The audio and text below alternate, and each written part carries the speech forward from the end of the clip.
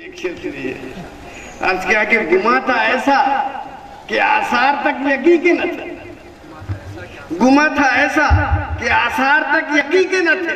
हुजूर आप ना होते तो हम कहीं के न थे। हुजूर आप ना होते तो हम कहीं के न थे। हम कहीं के न थे। अब नाते पाक का मतलब 2-3 शेर मैंने कोशिश की किया पढ़ दूं। अल्लाह तौफीक देगा तो इंशाअल्लाह सुना दूंगा पूरी। मतलब सुनिए।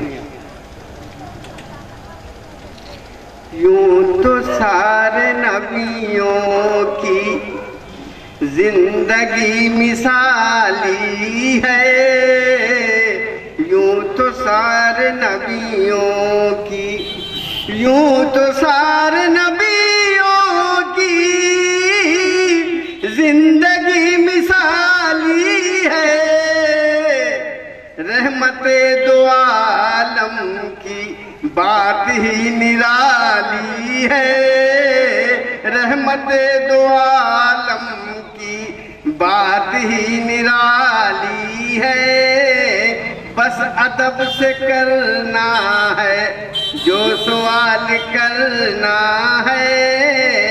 बस अदब से करना है, बस अदब से करना है जो सवाल करना है। जो सवाल करना है। रहमते सरापा ने किसकी बात टाली है। रहमते सरापा ने किसकी बात टाली है। डूब कर तसव्वुर में जालियों को चूमाना। डूब कर तसव्वुर में जालियों को चूमाना। दिल ने राह तैबा की एक नई निकाली है।